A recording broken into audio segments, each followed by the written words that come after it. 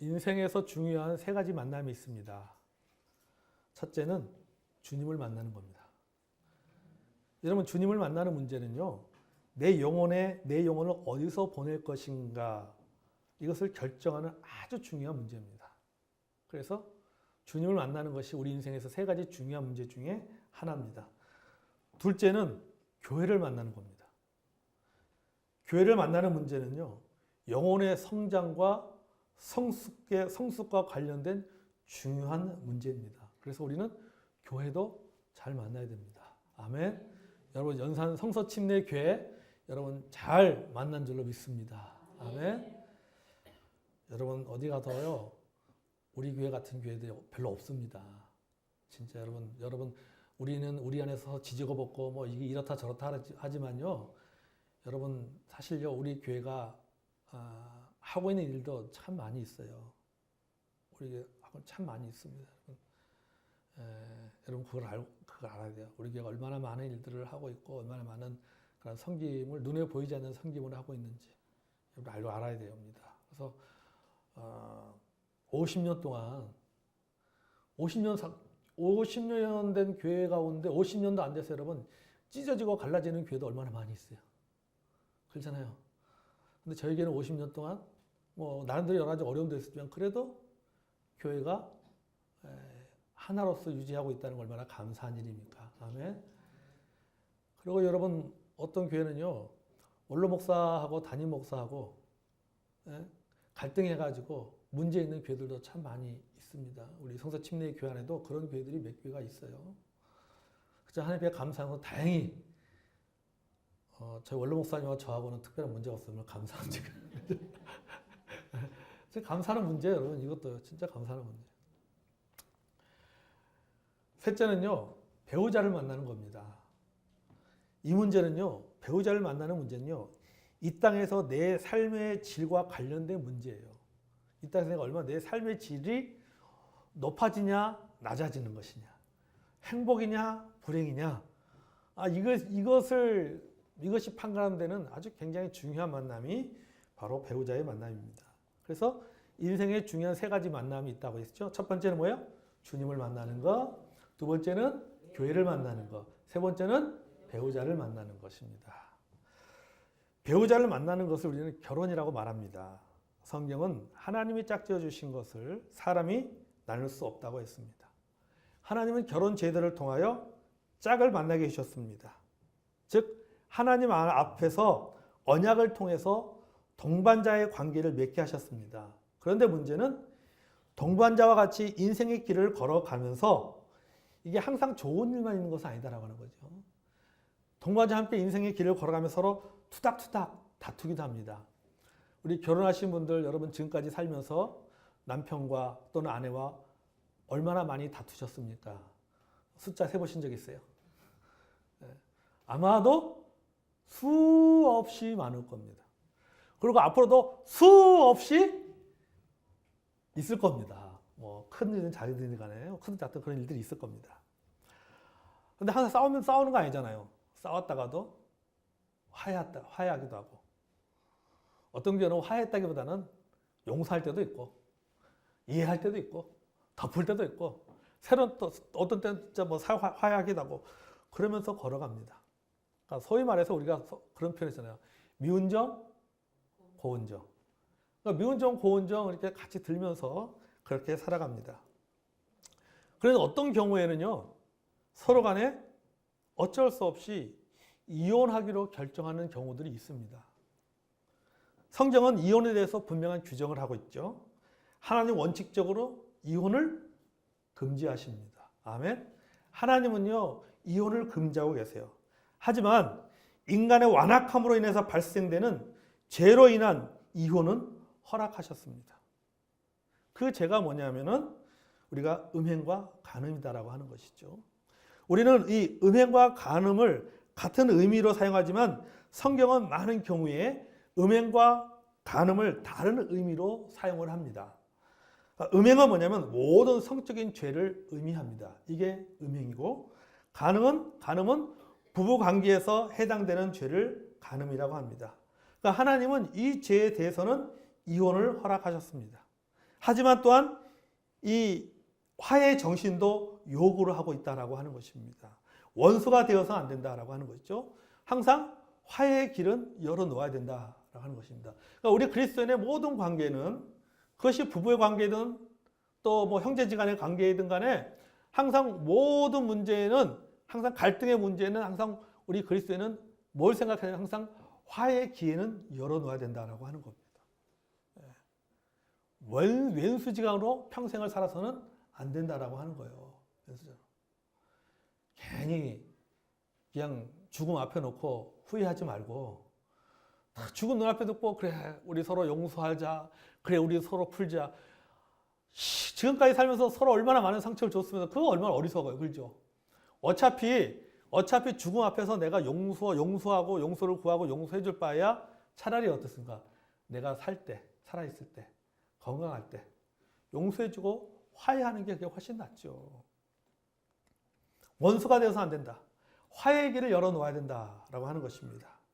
자, 오늘 본문은요, 그 이혼의 경우 중에 하나인 이 믿는 배우자와 불신 배우자 사이에 이혼의 문제에 대해서 말하고 있는데 이혼의 두 가지 경우를 예로 들고 있습니다. 첫째는 믿는 자는 상대 배우자가 결혼을 계속 유지하고자 하면 이혼해서는 안 된다라고 하는 겁니다.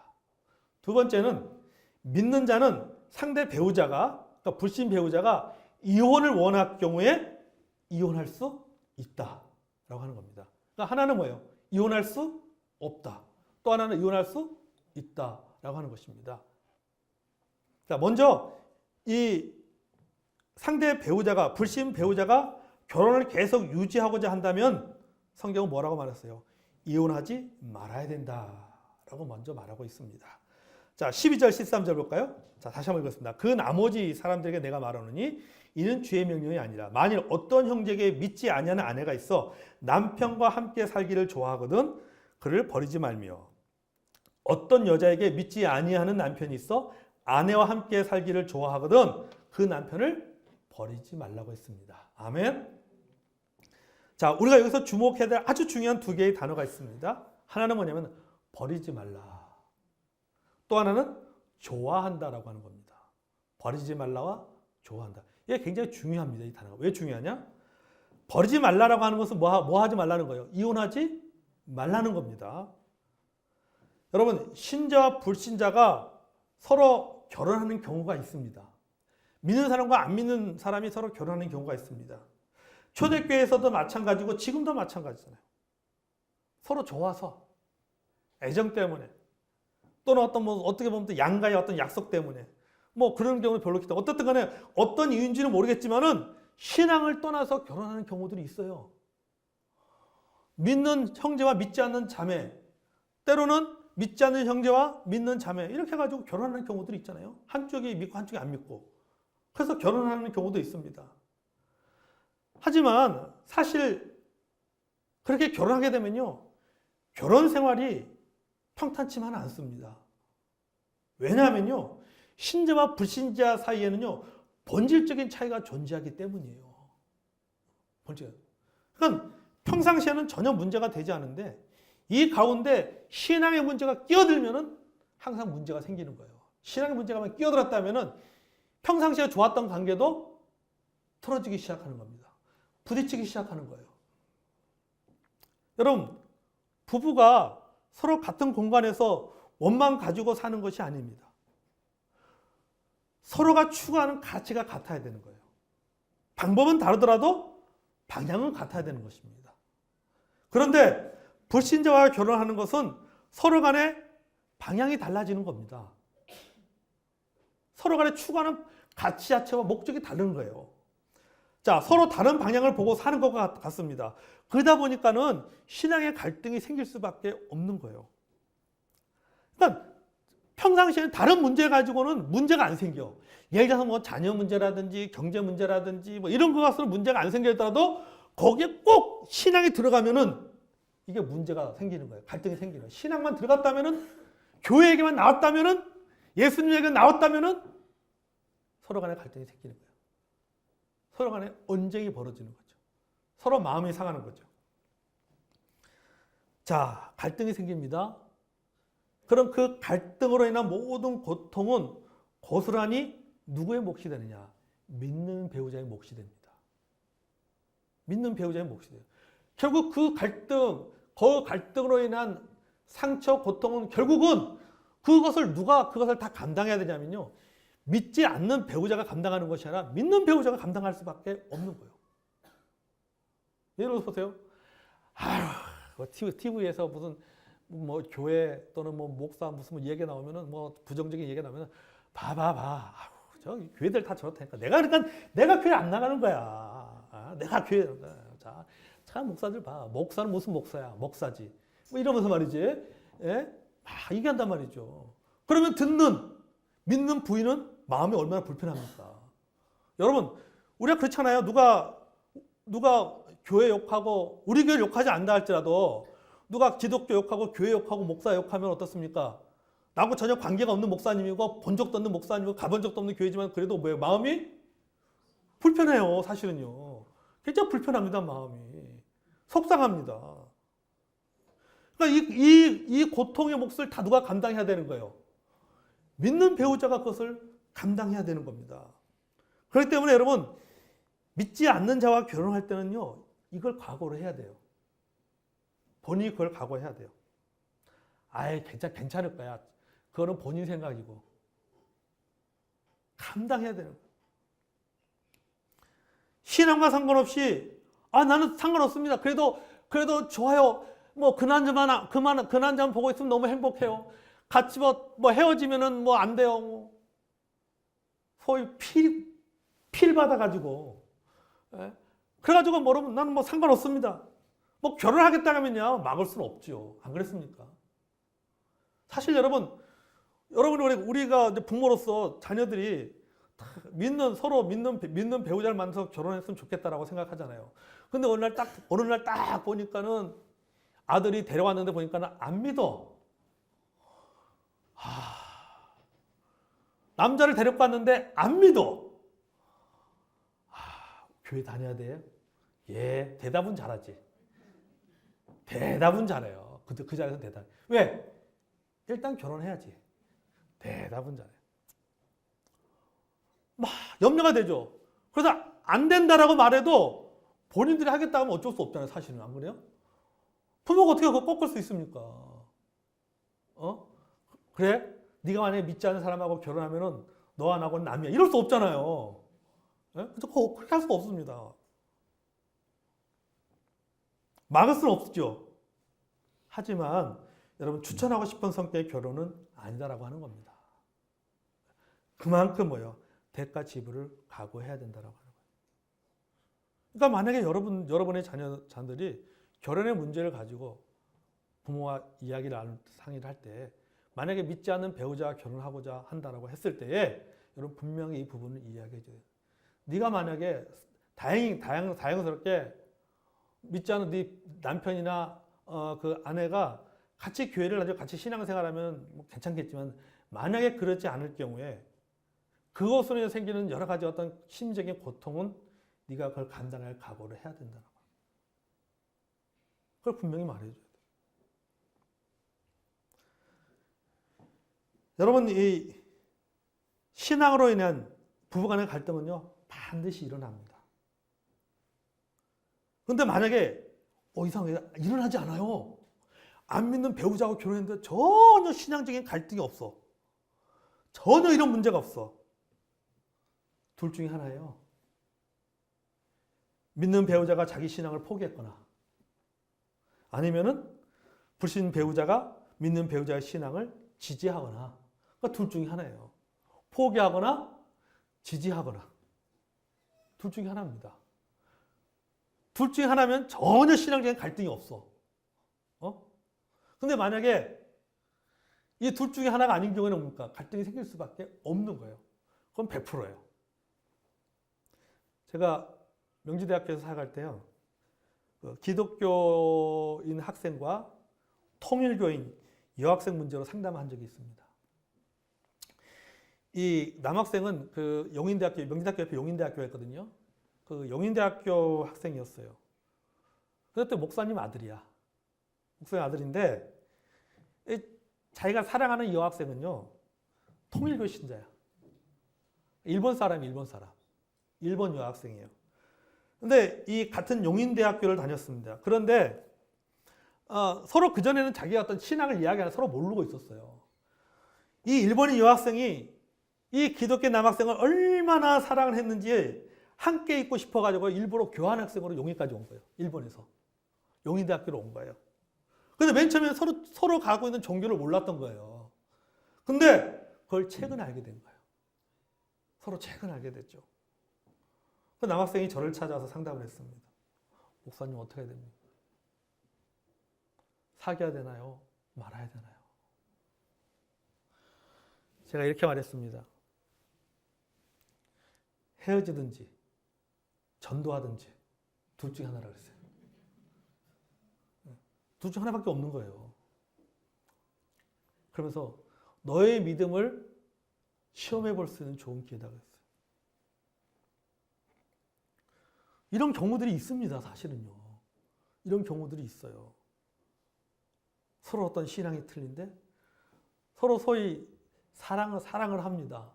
여러분 인간의 감정이 어쩔 수 없지 않습니까? 그러니까 서로 사랑하고 서로 너무 좋아하는데 서로 신앙이 틀려요. 서로 신앙이 틀려요.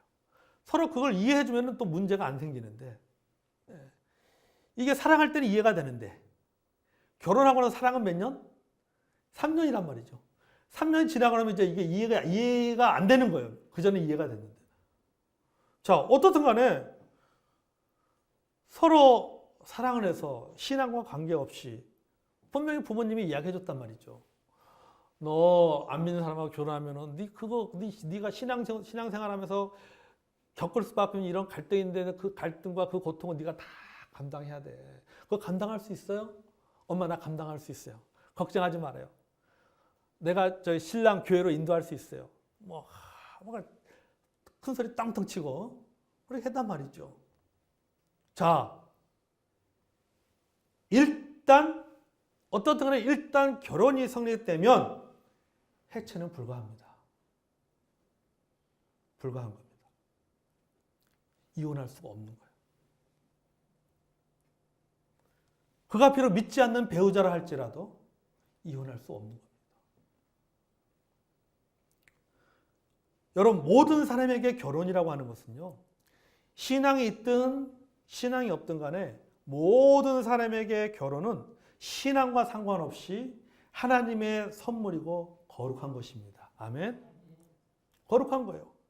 더욱이 불신 배우자가 결혼 생활을 유지하기 원한다면 이 결혼은 해체할 수가 없는 거예요. 이혼할 수가 없는 거예요. 여러분 12절과 13절에 뭐라고 말하고 있습니까? 버리지 말라라고 얘기하잖아요. 버리지 말라. 그런데 버리면 안 되는 선행 조건이 하나 있습니다. 뭐 하거든? 좋아하거든. 좋아하거든. 여러분 여기서 좋아하거든이라고 하는 것은요. 단순히 즐거워한다는 의미를 넘어서 상대방의 행위를 나누는 것입니다. 또 어떤 행위를 적극적으로 지지하는 것을 뜻하는 단어입니다. 따라서 뭐냐면은 불신 배우자가 믿는 배우자와 함께 사는 것을 좋아한다는 것은 좋아한다는 것은요. 그런 믿는 배우자의 삶을 나누고 적극적으로 지지하겠다는 의미라고 하는 겁니다. 다시 말하면은 배우자의 신앙을 지지하겠다는 의사표시예요. 반대하거나 방해하거나 핍박하지 않겠다는 의미입니다. 그러니까 이런 거 아주 쉽게 하는 거죠. 나는 교회를 나가지 않지만 너가 교회를 다니는 거에 대해서 너가 예수를 믿는 거에 대해서 내가 뭐라고 말하지 않겠다. 이런 경우죠. 내가 교회를 안 나가지만은 당신이 교회를 나가고 당신이 예수 믿고 당신이 교회에서 뭐 헌신하고 뭐 헌금하고 뭐 이런 거에서 내가 말하지 않겠다. 이거예요. 그냥 좋아한다는 것이 그냥 보고만 있으면 좋아가지고 보고 있어도 보고 싶은 이게 아니라 그게 아니라 지지한다는 뜻이에요. 지지한다. 당신의 신앙을 내가 지지한다라고 하는 거죠. 여러분 자 보세요. 이런 경우에는요. 부부 관계를 지속할 수 있는 주도권이 믿는 배우자에게 있습니다. 이런 관계라면요, 결혼 생활을 지속해야 됩니다. 자, 그 이유가 나가 있어요. 왜 결혼 생활을 지속을 해야 되냐? 믿지 않는 배우자가 좋아하거든. 이혼해서는 안 된다. 같이 살아야 된다. 같이 살다 이유가 있다. 그 이유가 뭐냐? 14절에 보세요. 14절에. 자, 믿지 아니하는 남편이 아내로 말미암아 뭐가 되고? 거룩하게 되고. 믿지 아니하는 아내가 남편으로 말미암아 거룩하게 되나니 그렇지 아니하면 너희 자녀도 깨끗하지 못하니라. 그러나 이제 거룩하니라. 아멘. 불신 배우자가 믿는 배우자가 함께 살기를 좋아하게 되면 삶에 영향을 받는다라고 하는 겁니다. 삶에 영향을 받는 거예요. 여기 본문에요, 거룩하게 되고라는 말로 표현하고 있는데 여기서 이 거룩함은요, 본질의 거룩함을 말하는 것이 아니에요. 구원받게 된다라고 하는 것을 말하는 것이 아니에요. 말하는 것이 아니라 그가 가지고 있는 죄성이 어느 정도 통제를 받는다라고 하는 겁니다. 다시 말해서 이게요, 불신 배우자와 믿는 배우자가 함께 살게 되면은 불신 배우자는 믿는 배우자가 가지고 있는 신앙에 대해서 어느 정도 영향을 받게 된다라는 얘기입니다. 그걸 성경은 뭐라고 표현하고 있어요? 거룩하게 되고 라고 표현하고 있는 거예요. 영향을 받는 거예요. 영향을. 통제를 받는 거예요. 여러분, 세상의 종교는요, 세상의 종교 원칙 중에 하나가 뭐예요? 부정탄다는 원칙입니다. 그래서 한 집안에 종교가 두 개면 뭐 한다 그래요? 부정탄다 그러잖아요. 그죠? 이게 세상의 종교의 특징이에요. 부정을 탑니다. 그래서 유대교도 보면요, 바리새인이나 서기관들은 세리나 죄인들을 가까이 하지 않았습니다. 가까이 하지 않았어요. 왜 가까이 하지 않았죠? 부정 탄다고 생각했어요. 그들은 부정한 자라고 생각했어요. 이게 세상의 종교예요. 세상의 종교는요, 부정을 탄다는 종교의 원칙을 갖고 있습니다. 그런데 예수님 원칙은 다릅니다. 예수님의 원칙은 뭔지 아세요? 거룩함의 원칙이에요. 예수님이 만나는 세리나 문둥병자들, 세상으로 다 부정한 자로 여겼습니다. 다른 종교들 다 부정하다고 말하는 사람들입니다. 그런데 그들이 예수님을 만나면 어떻게 됩니까? 거룩하게 돼요. 여러분, 그게 바로 세상 종교와 기독교의 차이예요. 세상 종교는 한 집안에 두 종교가 있으면 부정 타는데요. 기독교에서는요, 한 집안에 두 종교가 있으면 우상 종교가 어떻게 된다? 거룩하게 된다. 아멘? 선한 영향을 받게 되는 거예요. 그게 차이예요. 지금도 마찬가지. 이게 뭐 본문도 마찬가지잖아요. 그렇죠? 믿지 않는 배우자와 믿는 배우자가 함께 하다 보니까 뭐 해요? 영향을 받게 된다라고 하는 거죠. 안 그러겠습니까? 내가 오늘 교회 가서 여보 오늘 내가 가서 목사님이 말씀드린 설교 시간에 이렇게 했어. 한마디도 하잖아요. 그러잖아요. 한마디로 한단 말이죠. 당신 예수 믿어야 돼. 구원받아야 돼. 한마디 하잖아요. 다음 주일 우리 교회 총동원 주일이야. 내가 그래도 당신 우리 교회 행사용 남편인 건 아는데 다음 주에 우리 교회 꼭 한번 가야 돼. 영향을 받는 거 아닙니까? 그래도 안 오는 거보다 낫잖아요. 그 행사 때라도 오면 얼마나 좋고, 그게 얼마나 기특합니까? 그러니까 여러분, 혹시 안 믿는 여러분 배우자한테 그래도 교회 행사 때라도 교회 오면요, 그날 저녁 반찬을 다르게 해줘야 돼요. 아멘? 예? 자매님들 아멘? 반찬을 다르게 해줘야 돼요. 다르게. 평상시에 주는 용돈에서 플러스 5만 원 더 챙겨주는 거. 하루 일당 줘야지. 교회 왔으니까. 예? 그래 해주는 거예요. 그러니까 영향을 받게 되는 겁니다. 그러니까 이게 좋은 영향이 나쁜 영향이에요. 좋은 영향이에요. 성경은 그것을 거룩하게 된다라고 표현하고 있는 거예요. 이 당시에 불신 배우자들은요, 그 당시에 고린도 지역으로 돌아가면요, 그 당시에 불신 배우자들은 대부분 우상 숭배자들이었습니다. 현대 불신자들과는 다릅니다. 그러니까 우상과 불신 배우자와 같이 산다는 것은, 그 당시에 불신 배우자와 같이 산다는 것은 같은 공간에서 누가 사는 거예요? 우상과 하나님이 같은 공간에 있는 것과 똑같은 거예요. 귀신과 성령이 서로 대치하는 것과 같습니다. 자, 이런 상황에서 바울은 믿는 배우자와 불신 배우자, 즉 다시 말해서 이 우상 숭배자의 배우자에게 뭐요? 당신이 갖고 있는 신앙, 믿음이 밀려서는 안 된다라고 얘기하고 있는 겁니다. 여러분, 우상이 강합니까? 하나님이 강합니까? 하나님이 강하잖아요. 귀신이 강합니까? 성령이 강합니까? 성령이 강하죠. 그렇기 때문에 성령이 강하기 때문에 밀려서는 안 되는 거죠. 거룩하게 돼야 되는 거죠. 왜? 하나님이 강하니까. 성령이 강하니까. 당연하게 성령의 영향을 받고 하나님의 영향을 받을 수가 없다라는 것. 하나님의 영향을 받게 된다는 것입니다. 그것을 본문에서는 뭐라고 표현하고 있다? 거룩하게 되고 라고 표현하고 있는 거예요. 그럴 때는 뭐 하는 거예요? 헤어지면 안 된다라고 얘기하는 거예요. 그들이 영향을 받기 때문에. 어떤 영향? 좋은 영향을 받기 때문에. 자, 믿는 아내와 아까 했죠. 믿는 아내와 사는 불신 남편은 아무래도 신앙적으로 아내의 통제를 받게 된다라고 하는 것이죠. 자, 자녀들도 마찬가지입니다. 적어도 그 자녀들이 성인이 되어서 스스로 자신들의 어떤 신앙을 선택하기 전까지는 믿는 아버지나 어머니의 통제를 받게 되고 선한 영향을 받게 되는 것입니다.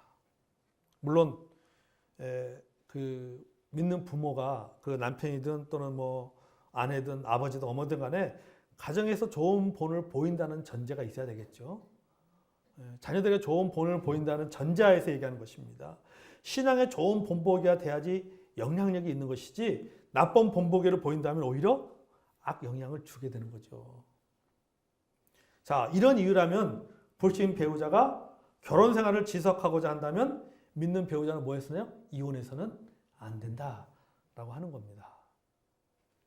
다음으로는 불신 배우자가 믿는 배우자에게 이혼을 요구할 경우입니다. 먼저 이혼을 요구하는 거예요. 안 믿는 배우자가 믿는 배우자, 우리 이혼합시다. 우리 갈라서, 우리 헤어져. 이럴 경우에는 어떻게 되냐? 이혼할 수 있다라고 얘기하는 거죠. 이혼할 수 있다. 15절 볼까요? 혹 믿지 아니한 자가 갈리거든 갈리게 하라. 형제나 자매가 이런 일에 구애될 것이 없느니라. 자, 이혼하고자 하는 이유가 경제적인 문제가 아닙니다. 도덕적인 문제가 아닙니다. 갈라서는 가장 큰 이유는, 이혼하는 가장 큰 이유는 지금 무슨 문제 때문에 이혼하는 거예요? 신앙 때문에 이혼하는 거예요. 신앙이 때문에. 성격이나 인품이나 취미 등이 일치한다 해도 신앙을 이해하지 못하면 갈등이 생길 수밖에 없습니다. 자, 그렇게 갈등이 생기는데 만약에 그런 갈등으로 인해서 불신 배우자가 어떤 그 믿는 배우자로 인한 신앙의 문제 때문에 헤어지기를 원한다면 이혼이 허용될 수 있다라고 하는 겁니다. 여기 보세요. 이런 일에 구애될 것이 없다는 말은요. 무슨 표현인지 알아요? 미련 갖지 말라는 거예요. 미련 갖지 말고 이혼하자면 그래 이혼해. 끝내. 극단적으로 표현하면 그렇게 표현하는 것이죠. 미련을 갖지 말라는 것입니다. 단호하라는 뜻이에요. 단호하라. 이런 일에 구애받을 것이 없다라고 하는 것이죠. 여러분 우리가 이 세상을 살다 보면은 자꾸 이 부딪히는 윤리의 딜레마가 있습니다.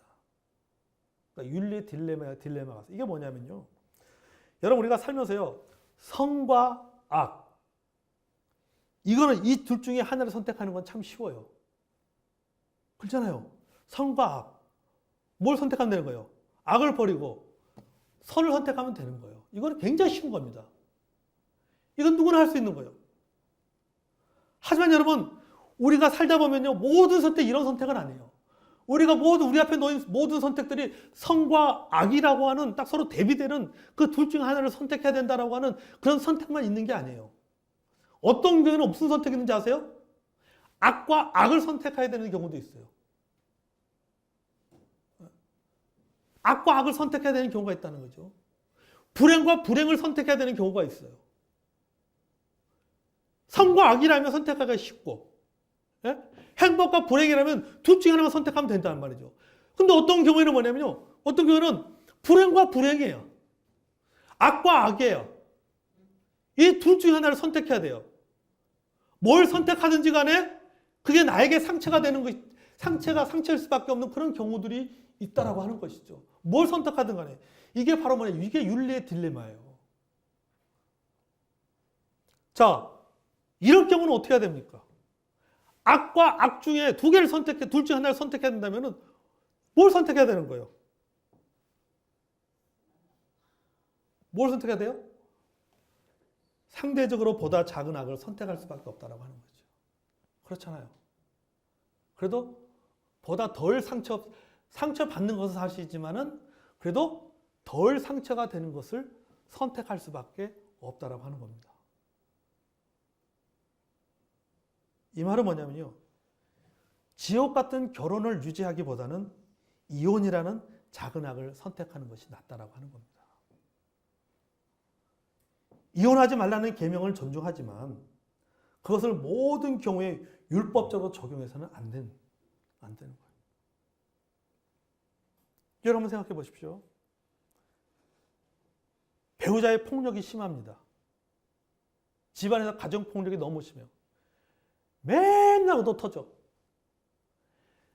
맨날 남편 얻어 터져. 누구한테요? 부인한테 얻어 터져요. 요새 매 맞는 남편들도 많다 그러더라고요. 아니요. 저도 가끔요. 발로 차요. 침대에서 발로 차가지고요. 침대 밑에서 떨어져요. 뭐 농담입니다.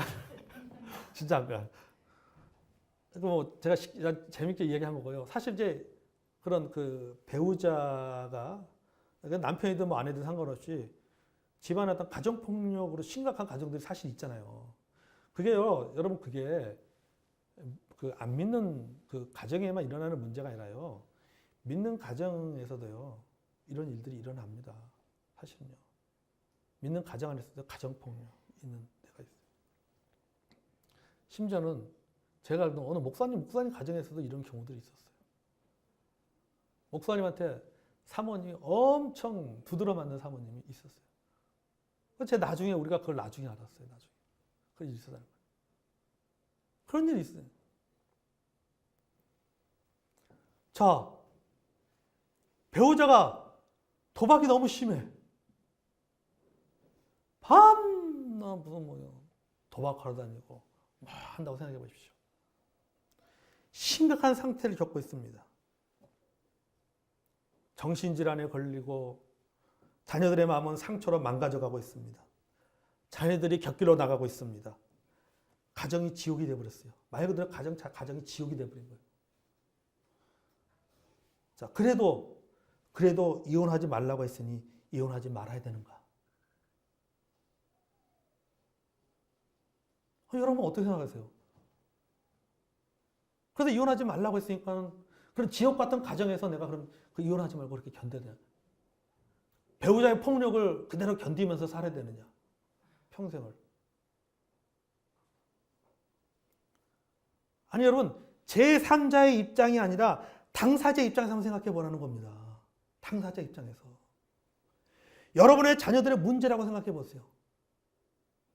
여러분이 부모라면 여러분의 자녀들에게 뭐라고 얘기하겠습니까?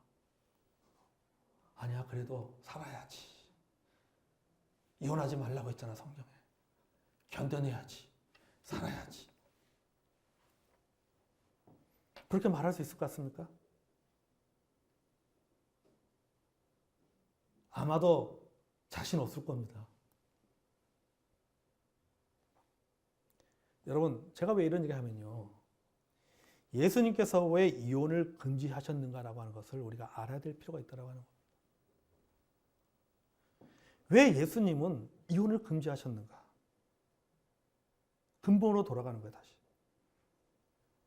여러분, 유대 사회는요, 남성들의 지나친 권리 남용으로 인해서 여자들의 권리가 박탈을 당하는 시대였습니다. 예수님 당시에 유대 사회가 그랬단 말이죠. 모든 권리가 남자에게만 있었습니다. 남자. 여러분, 우리나라도 조선시대 때 안 그랬나요? 그렇죠? 그러잖아요. 모든 권리가 남자들에게만 있었어요. 여자들에게는 권리 없었어요. 남자들에게 모든 권리가 있었어요. 여자들은 사람의 숫자에도 들지 못했습니다. 그 말은 뭐예요? 보호를 받지 못했다라고 하는 겁니다. 법적인 보호를 받을 수가 없었어요, 여자들은. 자, 사람의 숫자에서 들지 못하는 여성들의 권리를 보호하고 가정의 거룩성을 지키도록 하기 위해서 예수님께서 이혼을 금지시킨 거예요. 안 그러면 어떻습니까? 나 이 사람하고 이 여자 마음에 안 들어. 하고 마음에 안 들면 어떻게 하고 뭐 하겠어요? 버려버리는 거죠. 그리고 누구 만나요? 또 다른 여자하고 또 결혼해서 또 사는 거죠. 예. 남자에게는 충분히 그 당시엔 그것이 뭡니까? 흠이 아니라고 하는 거죠. 왜? 남성 중심의 사회다 보니까. 안 된 거예요. 그러니까 예수님께서 뭐예요? 이혼을 금지시키는 건 바로 여기에 있는 것입니다. 이렇게 하지 않으면, 이혼을 금지시키지 않으면요, 남자들은 마음대로 이혼하고 또 재혼하기 때문이에요. 가정의 약자인 여성과 자녀들을 보호하기 위한 의도로 예수님이 말씀하신 거예요. 예수님이. 그 예수님께서 이혼을 금지시킨 겁니다. 법적으로. 하지 못하도록. 함부로 하지 못하도록 하기 위해서 예수님께서 이혼을 금지시킨 거예요. 예수님의 말씀의 문자가 아니라 예수님이 말씀하신 정신을 헤아려야 된다는 겁니다. 정신을. 예수님께서 왜 이 말씀을 하셨는지. 그 정신을 알아야 된다는 거죠. 정신. 예수님이 왜 어떤 의도로 이혼을 금지시켰는지 이걸 알아야 된다는 거죠. 그것이 성경적이에요. 여러분 정리하면 불신 배우자 이혼의 문제에 대해 성경은 두 가지를 말합니다. 첫째, 불신 배우자가 믿는 배우자와 함께 살기를 좋아하거든 이혼해서는 안 된다. 여기서 좋아한다는 말은 단순히 이기적인 마음이 아니라 배우자의 신앙과 삶을 지지한다는 의미가 있습니다. 이런 경우라면 굳이 이혼할 필요가 없다라고 하는 것이죠. 둘째, 불신 배우자가 믿는 배우자와 이혼하기를 원할 경우에는 이혼할 수가 있다라고 하는 것입니다. 자, 이 두 가지의 공통점이 있습니다. 첫 번째 경우와 두 번째 경우에 공통점이 하나 있습니다. 이혼 결정의 원인 제공자가 누구냐라고 하는 거죠. 이혼 결정의 원인 제공자가 누구예요? 불신 배우자입니다. 그죠? 첫 번째 경우에도 불신 배우자예요. 두 번째 경우에도 불신 배우자입니다. 그러니까 좀 더 확대하면은 배우자가 가해자가 되어서 이혼 원인을 제공할 경우 이혼의 판단 여부는 피해자가 된 배우자가 결정할 수 있다는 의미이기도 합니다. 이런 경우가 있어서는 안 되겠죠. 그렇죠? 자, 여러분 오늘 말씀을 이제 정리하면서 말씀을 마무리합니다. 여러분, 우리 성도들의 가정 가운데 이런 일이 없기를 바랍니다. 아멘. 이런 일 없기를 바라요. 만약에요, 지금 안 믿는 우리 자매님들이 있습니다. 우리 믿는 자매님들, 남편들이 안 믿고 있습니다. 그래도 남편들이 여러분의 믿는 신앙에 대해서 지지해 주는 것에 감사하시기 바랍니다. 아멘. 감사하세요. 오늘 저녁에 집에 가서 맛있는 저녁밥 해주세요. 아멘. 감사했어요. 그거 진짜 감사해야 될 내용이에요. 안 그러면은 그 감당, 신앙의 몫을, 그것에 대한 신앙의 갈등에 대한 그 고통의 몫을 다 누가 감당해야 되는 거예요. 여러분들이 감당해야 되는 거예요. 여러분이 그걸. 근데 그 고통의 몫이 없잖아요. 그러니까 감사해야죠. 감사하죠. 더 좋은 것은 뭡니까? 헤어지지 않는 이유. 뭐 하기 위해서? 거룩하게 되기 위해서. 거룩하게 만들기 위해서. 아멘? 거룩하게 만드시기 바랍니다. 아멘? 네. 말씀으로 기도로 뿐만 아니라 집안에서의 삶을 통해서 좋은 영향력을 끼치시기를 주의 이름으로 그렇게 또 권면하고 또 축복합니다. 자, 이 시간에 우리 함께 찬송하겠습니다. 찬송가 우리 305장인가요? 559장 찬송 559장 사찰의 봄바람 불어있고 찬송하고 우리 봉헌하고 기도하고 마치겠습니다. 559장 사찰의 봄바람 불어있고